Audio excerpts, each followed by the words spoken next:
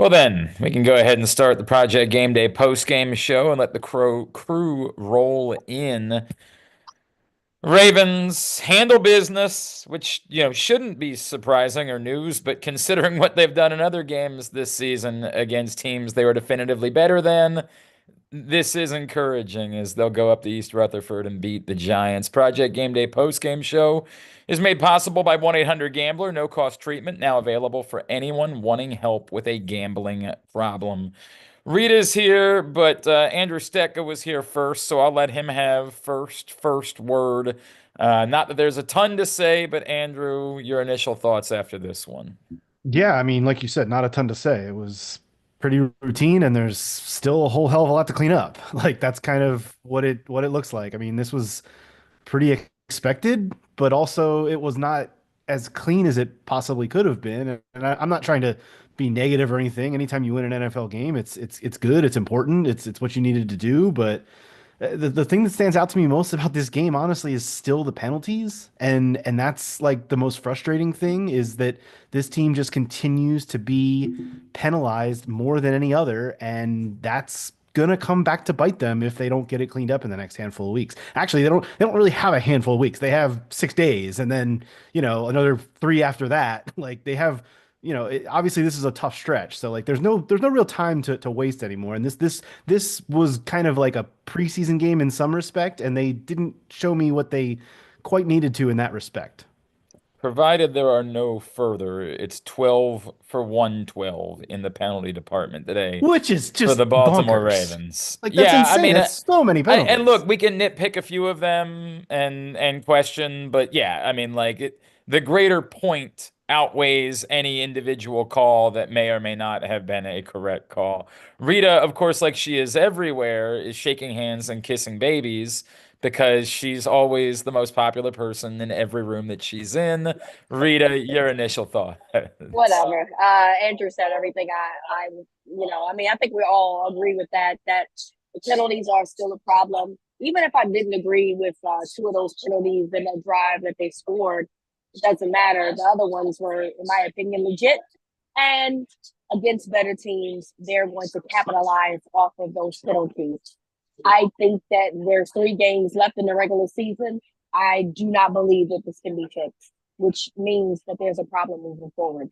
The good news is that this offense did what they needed to do, which was come out and impose their will against a bad football team, and not.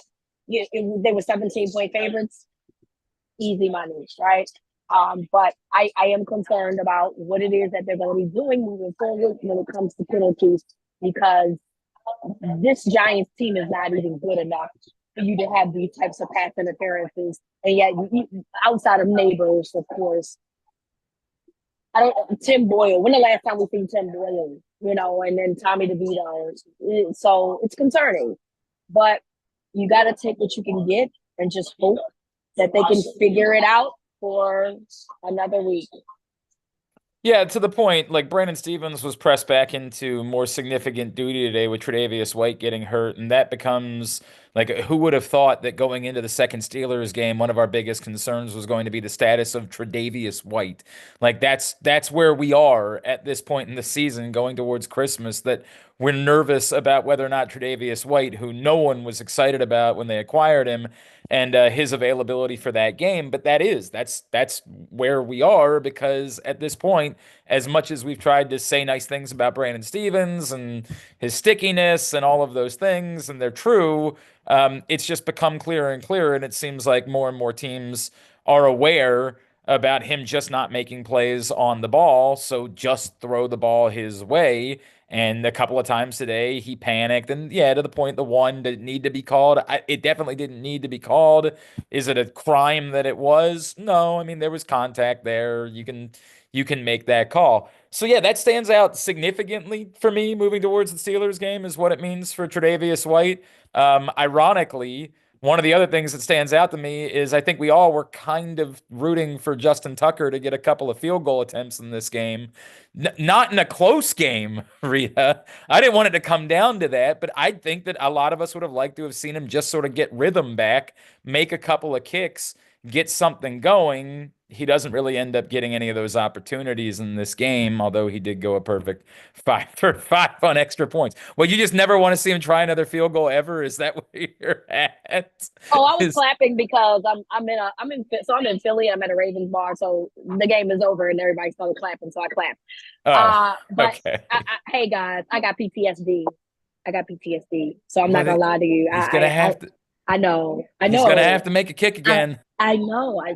I'm good when he's not, because then I don't feel the stress. That's all I'm saying. I know he's Uh, gonna have to. I know. I'm just saying that I had a stress-free day because I didn't have to worry about feeling stressed out about if Justin is gonna make his kicks or not. So offensively it was a good day. Let's bring in our Super Bowl 35 champion. As we do, I'll tell you that the top high school basketball talent from across the country returns to the Wacomico Civic Center December 26th through 30th. Witness 5 full days of elite competition at the Governor's Challenge, featuring over 140 high school basketball teams. For tickets and info, visit govchallenge.org. Femi, top topics so far have been about penalties. Knowing you, I'm going to guess that was high on your list. On a day where obviously there were still a lot of positives. Yeah, I mean, I'm looking at the penalties themselves and kind of how they happened, and I do think that the Ravens have a reputation now, and some of those penalties on Brandon Stevens were absolutely not penalties, man. They just weren't. And I think most DBs in that same situation get the benefit of the doubt. But unfortunately, we have a reputation now, and changing that narrative is going to be hard to do. But overall, other than the Matabike penalty, I'm okay with it, with most of it. Honestly, I really am, because I feel like it's in the flow of the game, and some of those things are inadvertent. But Namdi needs to know better. Like he literally put his body on the quarterback. Like, come on, bro. Like, like you can't get thirsty. Like that's my problem with that penalty. But some of those other ones, I'm just kind of like, all right. Like it's in the flow of the game, and those are going to happen. Overall, I'm really happy with the gameplay overall. Especially Nate Wiggins. I mean, he came out today and was locked down today. I really love what I saw from him, and I know that's not the question, but yeah, am I not happy overall with the 100 yards of penalties? No, I'm not happy. Right. But can I look at some of it and kind of understand it? Yeah, I can. Is it okay? No, it's not. But I'm a nuanced guy. You know how I do. I'm never going to use an axe. I'm always going to use a scalpel. Is it good enough? No, it's not good enough. But did they play well today? Absolutely. Lamar fumbling on that first drive, it would have been 50 probably to 5 today, honestly, without that, in my opinion. I think that play really kept the Giants feeling like they had a chance. They had no chance today. We all knew that. But I think it took something that could have been a massacre just to a destruction level event. And obviously that was followed up by the decision to not go for it on 4th and 1, which was the first Which time. I agree. I actually agree. Okay. You know what's funny? I know it's counterintuitive, but when you have a team that can't score, like there's no reason to take risk against the best. And you know what's so funny? Since I made that point with KZ, have you guys watched what's happened? Most coaches agree with my position on being aggressive, especially against good teams with good offenses, right? This team is not a good team. Why? You don't need to do anything to give them a chance.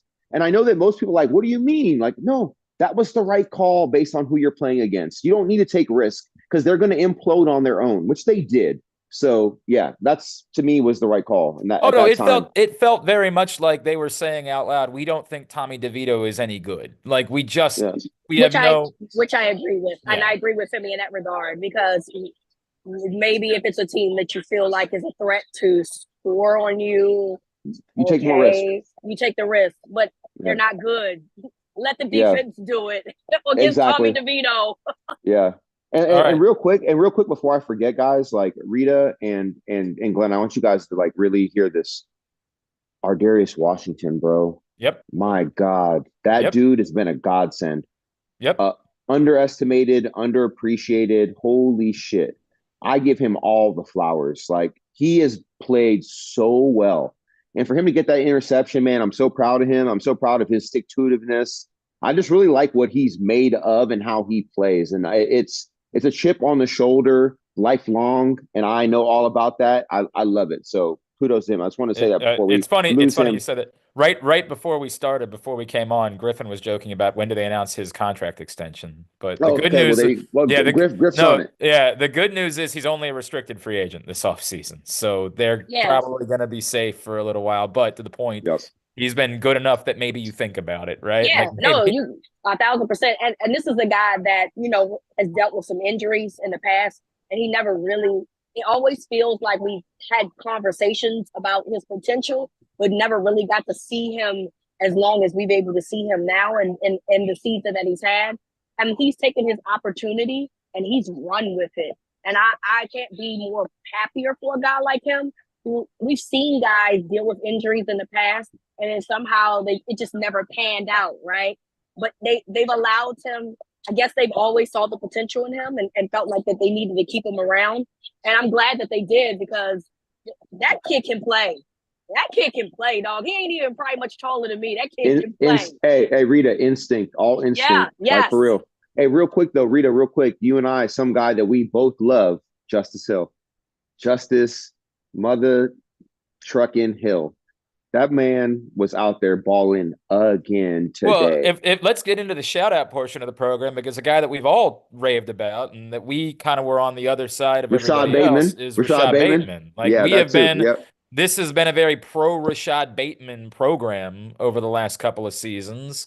And, we all still know what he isn't, but God, when he makes plays, that dude is a baller, man. Like, so you love to see that. I thought a guy that really jumped off the page. I mean, it's funny because I went and looked at the numbers and he only finished with one tackle. Why did I think Michael Pierce was more impactful in his return than He's a guy disruptive, man. He's yeah, disruptive. Yeah. Everyone benefits when he's on the field. Like he's a server. So I have this kind of phrase, like when I go out and I do a lot of guest speaking and lecturing, and I say this: selflessness plus self-awareness is self-actualization. And Michael Pierce is yeah, the embodiment of selflessness. He's not going to necessarily wow you with anything, but everything he does is about sacrificing his body so everybody around him can make plays. And my God, Glenn, I'm so happy that you brought him up, because we may not have mentioned him today. right. Dude, he was so freaking disruptive. He allowed so many guys to eat today, and I'm so proud of him. I'm so happy that he's back, because I even forgot how valuable he is. It's a great point, Femi. And I wrote him down in the notes a couple of times. Then I literally went back and looked and said, did he really only have one tackle? Is that all he finished with? But to your point, like he was in there on almost every, like it just seemed like he was impactful on damn near every play in the backfield for the better part of 3 quarters in this game. So that stood out at me. He absolutely was. And one other guy that just stood out, it was only one play, but maybe we need to see a little more Tez Walker moving forward. What a hell of a debut, right? Right? What a hell of a catch. I mean, it looks like he carried away, but good. Hey, well, good on him, though. Right. But Femi, why don't we add to it? He also had a special teams tackle today, right? Like, hey, a hell of a tackle, because that was a shoestring tackle. Like, I think that if he doesn't make that play where he sticks his arm out, I think that dude is running for a while. Well, and it makes me wonder. We're living in a world where they're saying that they are going to invite Deontay Johnson back to the football team this week, and that's a different conversation, and that's their business and whatever they're going to do. But there really becomes a question of, should Tez Walker really be inactive again next week if he can help you in multiple areas of a football game? And I don't know the answer to that, but Deontay Johnson really hasn't helped you in many areas of a football game so far. Tez Walker just showed you a little bit of everything, and I don't want to make it seem like I'm overblowing it, saying that Tez Walker is going to be the difference for this team in making a postseason run or anything along those lines, but has he earned the right to continue being active moving forward this season? Let me say this, and I think, Glenn, what I love about your question is that you framed it so appropriately, because you didn't get carried away. You actually just asked the genuine question. And Deontay Johnson is a baller, bro. Like, let's be real. Deontay Johnson can play some mother freaking football. So I'm not ready to just say that if I have to make a binary choice between the two, that I'm going to go with Tez Walker. No, I'm going to go with Deontay Johnson, probably. That's probably what I'm going to do. But like, if there's a world where both can be active and you can get both of them ready for something, I'm about it for sure. But I think you make a point. This kid has just stepped onto the NFL field and he's made himself present. And I respect that. So yes to your question. And if it's not binary, I say yes and yes. Does that make sense? I understand what you're saying. Like, Yeah. we haven't talked since everything played out with Deontay Johnson. Yeah. So we should give you the forum to discuss it because I think there's a lot of us that are still Yeah. like, particularly after what we saw with Devondre Campbell the other night. Exactly. Yeah. I think that conversation got even louder. And I'll put myself on the list of I am befuddled as to how the 49ers are infuriated with Devondre Campbell, but the Ravens are okay-ish with Deontay Johnson. So I'll give you, like, can you play out why it might But be different? do we know that to be true? Maybe that's just how it's being played At least out what by they're the media. thank you, Rita. At least what they're presenting publicly, right? Right. Like that. Well, the fact that Deontay Johnson is still on the roster tells you that it's different already. So I don't think we need to be too confused about the difference. And I think the difference is very evident. And when you are losing, you want to blow up everything. So I think that the psychology of both teams also plays a role. And Kyle is not John Harbaugh. Like, for all the crowns you want to put on Kyle's head, he is not John Harbaugh. So let's not get it twisted. Everybody's given Kyle all these flowers and has lauded him about being this great offensive guru and that it doesn't matter who the bodies are, it's about the system. That's some bullshit. Clearly the bodies matter because CMC hasn't been out there. You have Ayuk who's been hurt. And They're Trent not. Williams. They're going to be an under 500 team this year. So don't tell me it's about the greatness of Kyle. It's not. You at the end of the day, the NFL is based on players. So with that said, let me move away from the Niners for a minute. I give the Ravens so much credit for being controlled, measured, thoughtful. Because at the end of the day, it's about winning freaking football games. And why would you throw a guy under the bus that could potentially help you win football games? So if anyone that doesn't get this shit, it's not that freaking hard. You invested something into a guy from another team, and he made a mistake. And we all make mistakes. Do not judge us on our worst day. Do not judge us on our best day. Just judge us on how we can help you on a day when you need some freaking help. And that's what the Ravens decided. And I give Eric DeCosta all the flowers. I give John Harbaugh all the flowers. At the end of the day, I give Steve Bisciotti all the flowers because he has the final say. And the Ravens said, you know what? This guy made a bad decision. And for whatever reasons, he's been through a bunch of shit. He went to Pittsburgh. He went to Carolina. We picked him up. We didn't pick him up to be a starter. We picked him up as a freaking insurance policy. He doesn't want to be that. We understand that. But we may need him. And no matter what he did wrong or right, we're going to let him know, like, you get one.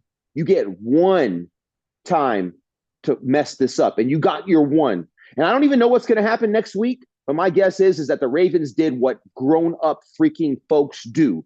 They don't go on fucking TV and start talking shit about somebody that's probably going through a mental health issue. Throw them under the bus and act as if that they're the problem. I don't know anything about Devondre. I don't know anything about him.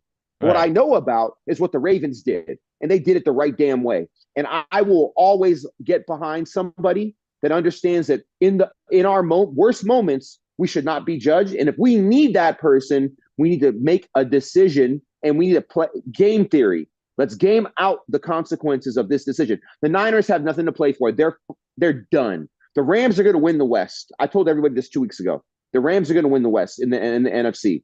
So thank you for giving me the time to talk about this, but I think I nuanced it out. And for people that don't get it, I don't give a damn if you don't get it. Can I ask a follow? Can I? Go ahead, Reeta. Because I agree with Femi, right? My point. I want to just say this too. I think there's a difference in how it went down, like with 100%, Reeta. With Deontay, he's frustrated about his role.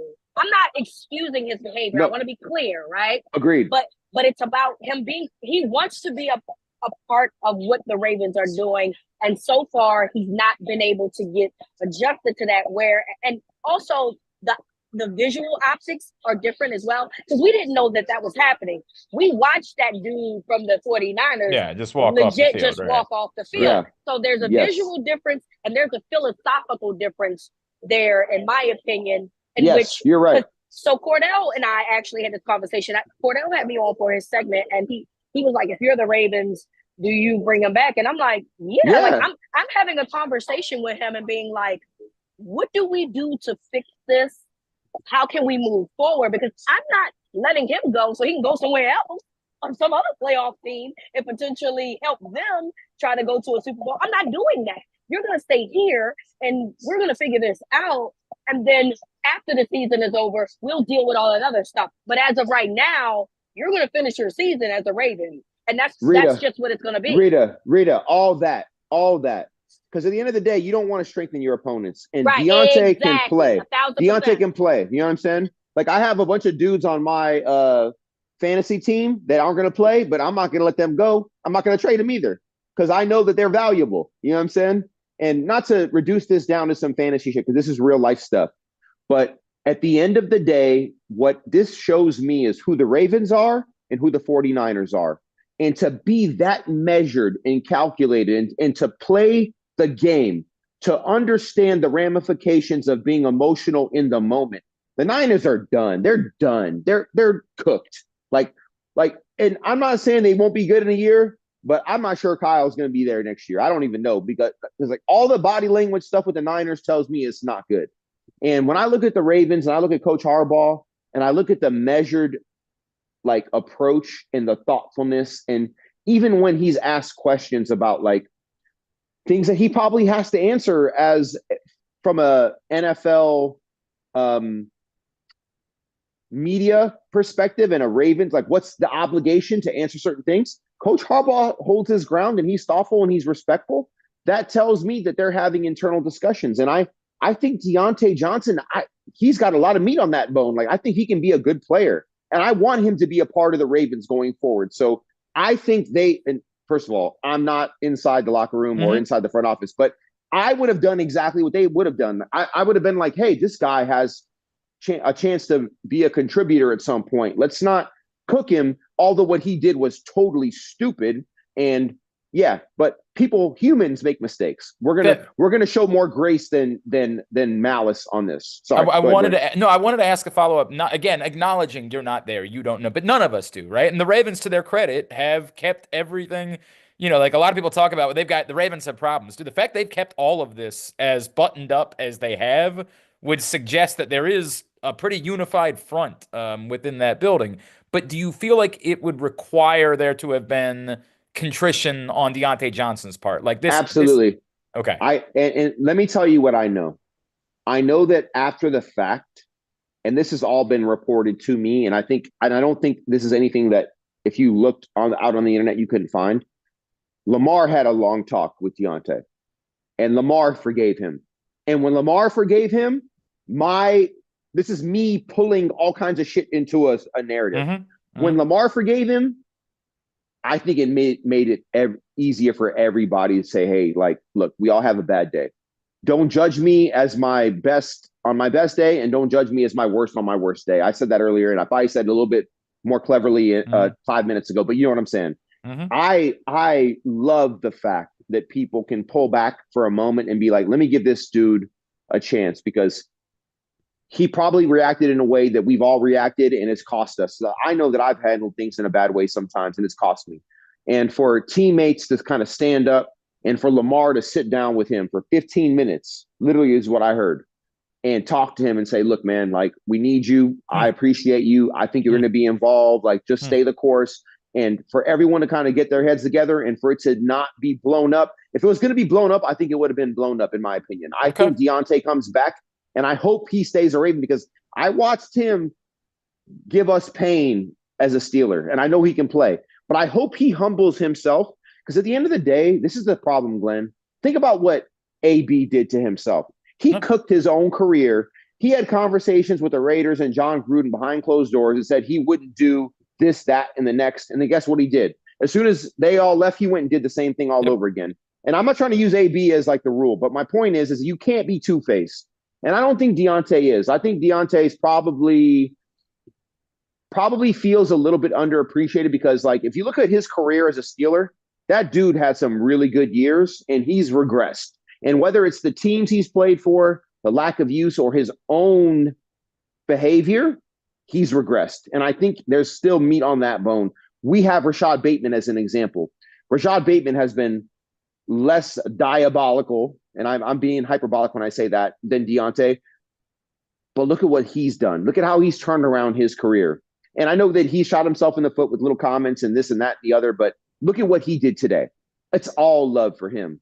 The Ravens, in my opinion, and the Ravens fandom, we just love winners. We just love grinders. You show us you're a winner. You show us you're a grinder. You show us you're about it. We love you. We appreciate you. We're not in San Francisco. We're not in the Bay. We don't give a damn about them. They're silly.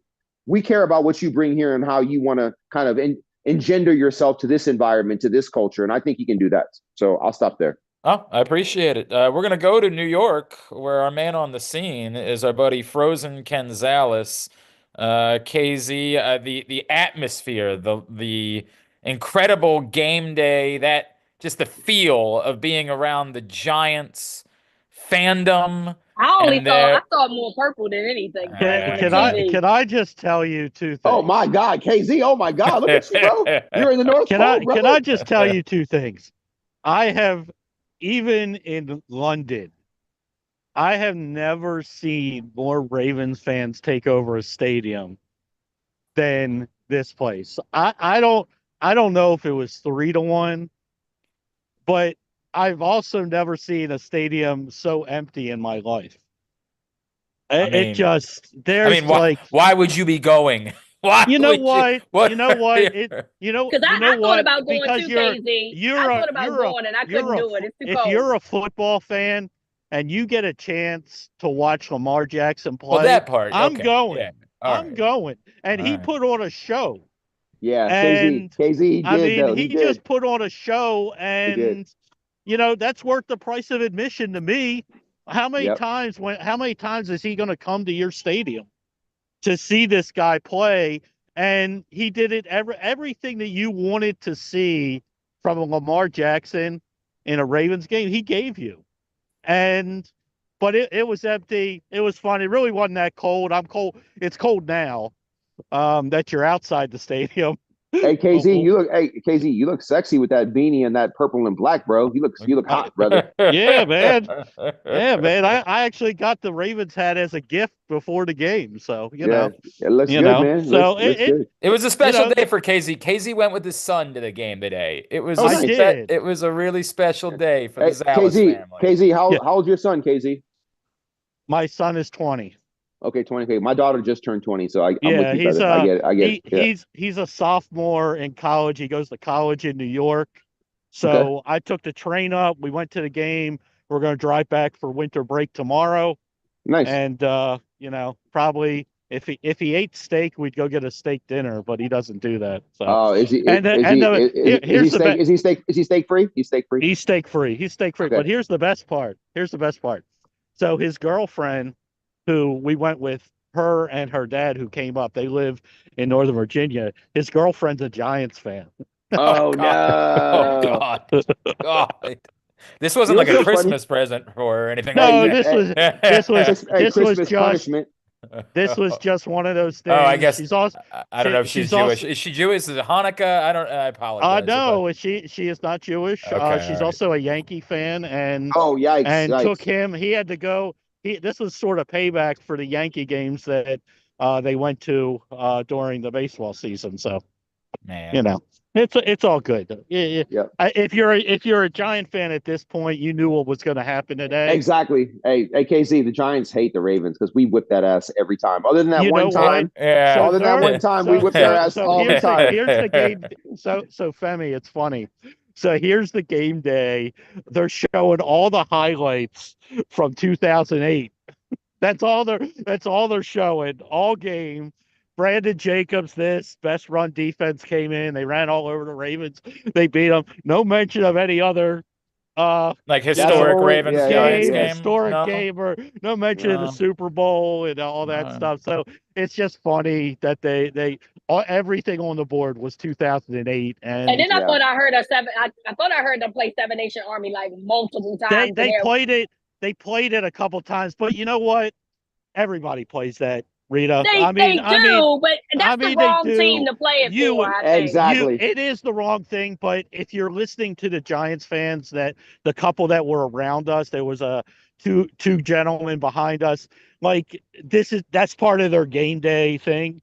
Well, that's one of the songs. But it's been the Ravens thing for longer than anybody, though, bro. Let's be real. But DJ was good. Yeah, he it's had all good. everybody moving. Okay. But it probably made all the Ravens fans feel at home, even more at home. Like, yeah, right. Yeah. Look, as we all know, you knew right away from the national anthem how many Ravens fans were in that place. Yeah, because you heard that O, right? You heard that O was right? loud. It's all, because if you're not an Oriole fan, you don't know. So his girlfriend and her dad, I was like, you'll know right away how many Ravens fans are here. Yeah, I said national anthem, we will know. And it was loud. Hey, you know what's so funny? I went to the bathroom for like a split second. I'm stuck to the damn TV. And I heard a yell. I'm like, oh, Lamar did something amazing because it was that loud. It was Ravens fans cheering. Oh yeah. I think it was the second touchdown to Rashad. Like literally, like I stepped away for like 5 seconds. And I'll say this. I know they're playing the Giants and I know they're bad. Lamar's passes today. Strikes. But he's been doing that all season, though. We've been doing that all season, though. Today, it was just like everything was right there. He threw one bad pass, but everything was right there. Nice. Can you imagine if he didn't fumble on that first series? You know what happened today? I know. It would have been like 50-0. Like I swear to you, it would have been like 50. It's okay. But I think that just kind of got his head right. It's all good. I want to ask everyone a question, KZ included. But I first have to remind everybody there's one more week left for Hartford Holiday. My family and I checked it out last night at Ripken Stadium.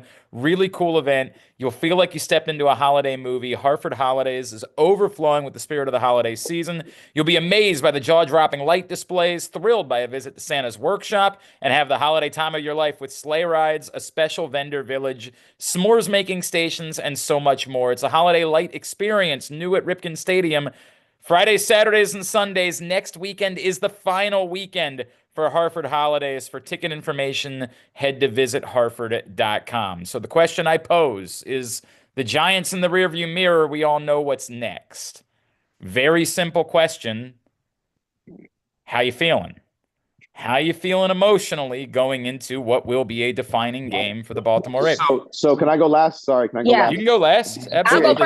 I'm gonna go first. I'm gonna go first. Look, the Ravens, I know this is a thing, and I know we keep saying this over and over again. The Ravens are their own worst enemy. And so if Lamar goes back to the Lamar that he is, which is what we saw a lot of today. Yep. They'll be fine.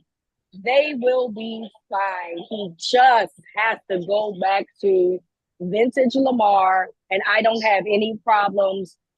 Obviously, the Steelers are a great football team. I'm not going to sit here and downplay it, and I know what they are, but Lamar can beat anybody. If he just does his game, I believe they will be fine next week, and that's where I stand with that. Andrew Stecca, you're next. I mean, I still have concerns, obviously. There's like we said at the top, you have to play a clean game. And some penalties. Yes. It comes down to that, and then it comes down to I know the Steelers are not insanely good offensively, but they can still hurt you. And if this defense, the defense needs to continue to make strides. We haven't gotten a post-game update about Tre'Davious White, have we? I have not seen one. Okay. If the Ravens defense did what they did today, we're going to be good. Well, right, but they're not facing the Giants next week. Is my only point. No, I know, but Andrew, I'm asking you to game it out though. I'm asking you to look at what they did against the Steelers last time. Look at the strides they've made. I'm asking you to play chess right now. Don't be static. Be dynamic. That's what I'm asking you to do right now. No, there's no question about it. But I'm just talking about from a standpoint of you have to play a clean game against a team that's going to hit you. No one's going to play a clean game. There's no such thing. It's the attempt at a clean game. Yeah, you can't have 100 yards in penalties. We agree on that. But can you do what you did against the Eagles? Yes. If you do that, you win. You beat the Steelers, in my opinion. You play at home. You have 4 or 5 penalties. You know what I mean? Obviously, you get in the red zone. You got to score. You got to score touchdowns or make field goals. I hear what you're saying, but I'm looking for a little bit more nuance. It's not as black and white, I think, is what you're stating, in my opinion. Just listening to you. Sorry, go ahead. Let's go to KZ.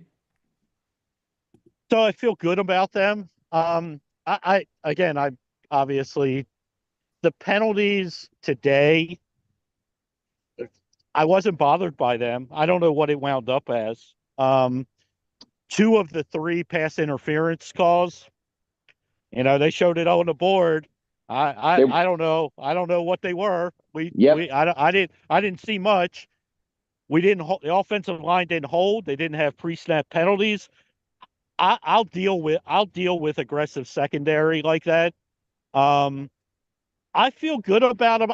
They're, you hate to say they're due, right? But they're due. I mean, Lamar's due to play a really good game against the Pittsburgh Steelers. And if they just don't get in their own way, just don't get in your own way. And that's not necessarily penalties. It's just, let's not get bogged down. Like, I was upset early in this game that they didn't go for it on the 49, 4th and 1. Like, don't play scared. No, like, I don't know. I'm just saying, you got Derrick Henry. We did. Well, not this week, KZ. That team not good. You think they Oh can my do that against a God. better That's what team? I'm saying. They're not Justin, going to do that against a better team. Andrew and KZ frustrate me so much because I feel like we're It's all obvious. in the Don't same worry. direction. Yeah. And I'm not worried. saying, I'm not worried at all. Femi, I'm making it obvious. Like, I mean, damn. Yeah. Femi, what I'm saying is next week, 4th and 1 from the 49, I want to see him go for it. No, I don't want. You just can't make a blatant statement, KZ. Like the team, and all of it matters. I made the point. Okay, let me stop. KZ, finish your point because I'm next. So I'm going to address all of y'all. I'm next, fan. Okay. All right. After you. I feel really good. I think the only people that are going to stop the Ravens are the Ravens at this point. Yeah, we agree on that. And that's where I am. Well, and I think that's the word. I'm cautiously optimistic, right? Like, in my heart of hearts, I think the Ravens are better than the Steelers. And so playing them at home next Saturday, I'm going to feel good about the Ravens' chances of beating the Steelers. But, as we said ad nauseum, they're inclined to play some of their worst football against the Pittsburgh Steelers. It's just something that has happened repetitively. So I like where the Ravens are. I like facing the Steelers at home. I think they're a better team than the Pittsburgh Steelers. That's how I feel. But, do the worst tendencies sometimes come out in those games? Unfortunately, yeah, that's the reality of it. So, yeah, cautiously optimistic is where I am going into Saturday. Femi? Glenn, I agree with all that. And so let's go back to your original question. What was your original question for this segment? Just how are you feeling going into this matchup? Where are you at? Yeah. Okay. Is it nervousness? Is it excitement? Is it just where are you at going into this? Yeah. So I'm not sure now that we've had about a couple minutes to something Andrew said clearly I didn't agree with, and I'm maybe the point I'm going to make now is going to shed a little bit of light on that, but. This goes back to KZ's point, which is going to answer the question. You don't just always go for it on 4th and 1. I made the point a couple weeks ago against the Chargers that on that 16-yard line against the Chargers, you do because of who you're playing against. At that time, it was the right choice. But blindly, do you just go for it on 4th and 1 all the time? No, you don't. Because you have to take into account who you're playing against and who they are. The Giants cannot score. You do not need to give them a chance to score by going for it on 4th and 1. And it doesn't mean that you're scared. And it doesn't mean that you're whatever you said against the Chargers when you disagreed when they went for it and got it. Like, come on, KZ.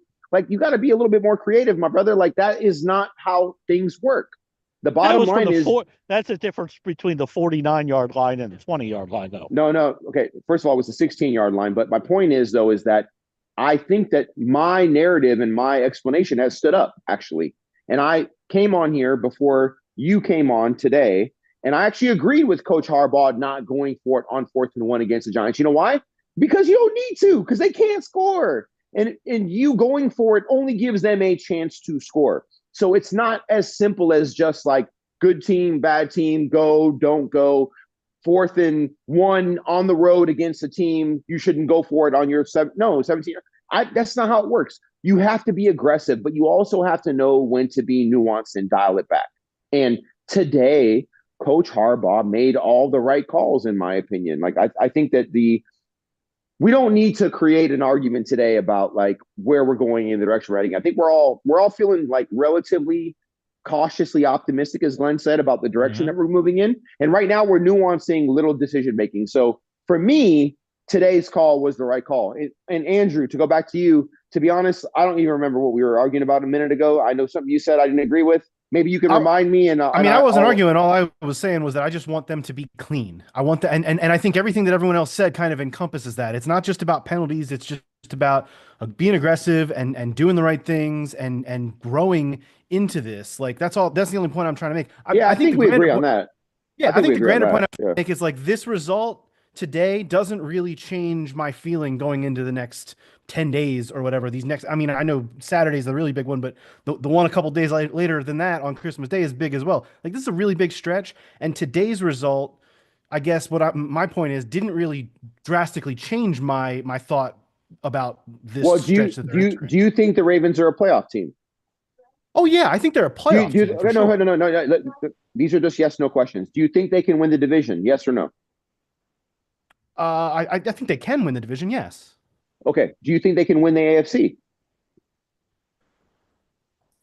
You're asking. Let me clarify. No, these are yes. These are can. I didn't say will. I didn't say will. Okay. I said can. Yes, they can. Absolutely, bro. Okay, that's an important distinction to make, though, Femi. Like I'm trying to have nuance. I gave you the nuance, but you're reading behind the nuance. I literally said can. I didn't say will they. I said okay. Can I'm just they. Double checking. It's okay. No, we're okay. I asked. Oh, right. I know we're okay. I said I used the word can. Okay. I'm double checking. That's all. Yes, they absolutely can. You don't need double check. Yeah, I they can win the AFC. And then you asked me if I mean will. Okay, thank you. Okay. So we see things the same way. There's no reason to get jittery. There's no reason to be uncomfortable. But Glenn asked how we all felt, man, and that's what I'm. That's all I'm expressing. Okay, you did your thing. I'm doing my thing now. Okay, now I'm talking. Okay, my point is that as long as bro, what's up with all the head shaking? What's up with all that, man? Like, I think we're on the same page. No, your body language is terrible. I hate it. My point is that like I'm not making this complicated. If they do what they're supposed to do, they will win all the games they need to win. And we all agree on this. Who is the Ravens' biggest issue? It's themselves. We all agree on this. And I'm going to go back to what KZ said. Today's penalties today, they didn't really bother me that much, to be honest. I think half of them were bullshit, to be real. They have a reputation now. And guess what happens? When you have a reputation, it's hard to shake. Today I was like, okay, that's some Ravens reputation type shit. Like, the Brandon Stevens, two of those are definitely not PIs in my opinion. Like if you watch those things happen on every play. Those are not PI. Those are not penalties in my opinion, right? But because they've had so many holding calls, so many PI calls, I understand why they're quick to throw the flag. The only penalty that I have a massive problem with was the Nnamdi Madubuike roughing the passer penalty. He knows better than that. That's the penalty that he should not have committed. But overall, they kind of showed up and showed out. And let me say this real quick before I forget. Desmond King as a returner, I love him as a punt returner. I think that his skill set and what he's done, I remember him playing for the Chargers. He has a lot of skill, solid player, and he can play a little bit of DB too, by the way. I really love him being inserted. Like, obviously, during the bye week, they made it a point. They just picked him up like a month ago. He is showing that he has value. At the end of the day, we have the Bills and we have the Chiefs. Those are the threats to the Ravens. And back to your point, Andrew, like I think this is the point that we're going to agree on. If they don't play clean against those teams, they're not going to win. Okay? That I think we can all agree on that. But overall, today, I was very happy with the overall gameplay. Lamar was off the chart, other than the fumble on the first carry, which can be against a good team, could probably be a problem because we saw what happened with Derrick Henry. Yeah, exactly. Like that kind of led to a big issue. But overall, Lamar, like, he's the MVP. Like, let's stop this. Like, all these people are getting caught up in Josh. Like, 3 weeks of him doing something nice. Like, Lamar's been doing it all season. The numbers speak for themselves. I'll stop there. I got to tell everybody the Governor's Challenge is back. The top high school basketball talent from across the country returns to the Wacomico Civic Center December 26th through 30th. Witness 5 full days of elite competition featuring over 140 high school basketball teams. For tickets and info, visit govchallenge.org. Real quick. Yes, Rita. Something that I think we said a couple of weeks ago, and maybe this was during the Steelers loss, but I think it's very important that the Ravens start talking about now and having a conversation about right now, is that, because remember, they all kind of admitted that they felt like they were too pumped up for this game. And we all thought that was like, if you start treating this as business as usual, or a business trip, or a business game, I hope that the Ravens find a way to not get overly emotional because they know they've lost 8 of their last 9. And if they treat this as, this is just another game to get us closer to winning the division, as opposed to, oh, it's the Steelers and we ain't been able to beat the Steelers. Don't listen to any of that this week. If I could say that to them, don't get too emotional about this week. We know that you've not won the 8 and less. So what? Change the narrative. But make this is about you trying to win the division and not you trying to beat the Pittsburgh Steelers. And so I look, they probably don't listen to us, fine, but I just hope that somebody can start talking to them this week about not getting overly excited because of the narrative that's already going to be pushed about this matchup. And I think if they do that and just bring it down, level themselves down, it could absolutely change a lot of how they go about doing things. And we'll start to see less mistakes. And obviously being at home helps a ton. I asked this question genuinely not knowing the answer. How do you do that? Like, how do you prevent, like getting caught up in all of that stuff that's out there that exists, that you're going to be, all week, there's going to be, dummies like me out there shoving a microphone in your face and asking you about, Femi? Yeah, and to preface the point that you made, like the dummies like you and I now in the media, we don't matter. Like, we're prepared for that. Like, internally, we talk about what's going to happen, who's going to say what happened in the past. I think Reeta makes a very brilliant, insightful, nuanced point. Hey guys, when we're emotional, we don't do well. This is a business trip. Like, let's handle it. Like, let's pride ourselves on business. And I think that what you guys don't realize, that as professional athletes, we talk about everything. Like, when we're sitting, like, it's 11:30 and we have that noon meeting and we have that little 30 minutes, like we're all like kind of laid out in the locker room, just messing around. We talk about everything, and we kind of hold each other accountable to make sure that when certain things come up, that we have an answer. And what even makes it easier is that when we go into a team meeting, the head coach, the offensive coordinator, the defensive coordinator, they've already kind of given us talking points about what to expect. So now the whole room knows what to expect. We all kind of have a collective understanding of what is going to go down and how it's going to be handled. I think the Ravens are brilliant at that. And the best thing that you can do is know that so many questions are going to be asked. If we play the Chiefs, what's going to come up? AFC Championship game. Not the last game. And no, AFC Championship game is going to come up.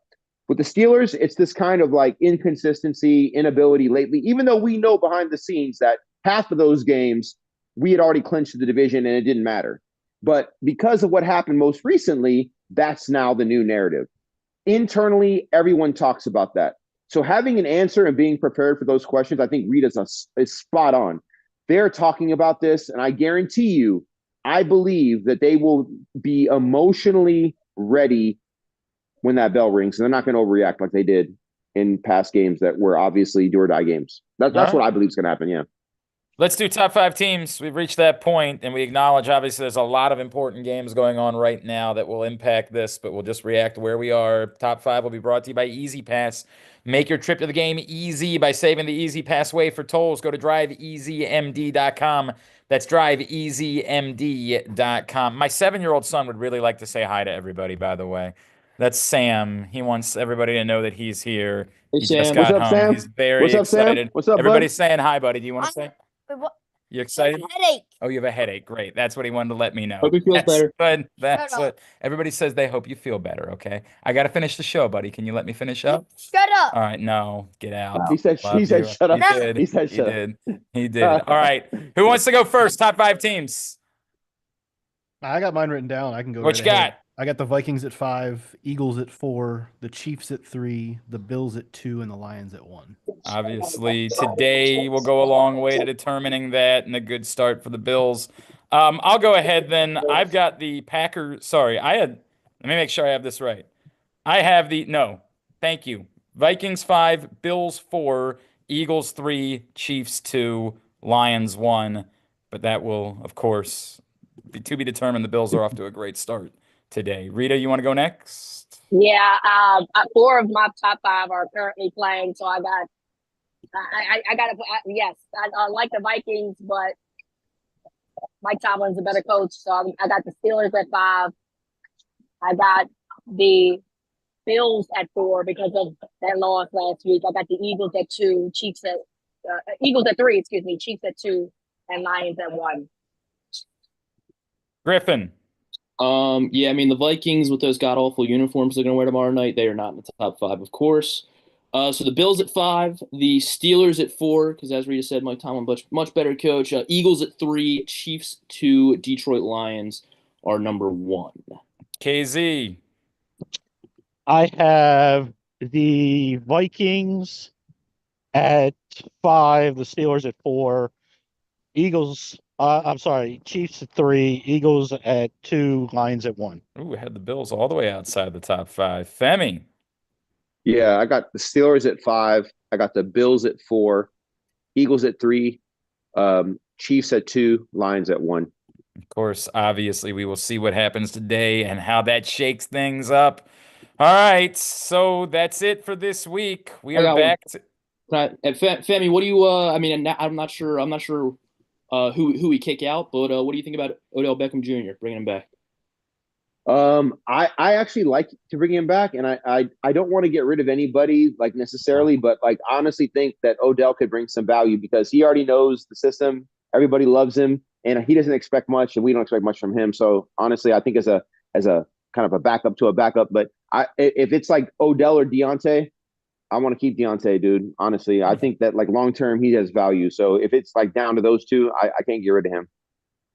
I'm in favor of the return of Odell to the point. Yes. What does that cost you? I don't know, but I don't know anybody who saw him here last season and how seamlessly he fit in with this group, how everyone liked him, how much these guys talked about how beneficial it was for them to be around him, and how he seemed to make 1 to 2 big catches every game, despite the fact that he wasn't a huge part of the offense. I don't know how anyone would be opposed to the return of Odell Beckham. It would make all the sense in the world. But there might be other places he'd rather be given the opportunity that exists. All right, we will be back together next Saturday following the massive Ravens-Steelers matchup. We will see you then. Thank you all for coming in and hanging out with us. A reminder, the Project Game Day is made possible by 1-800-GAMBLER. No-cost treatment now available for anyone wanting help with a gambling problem. Love you guys. See you next week.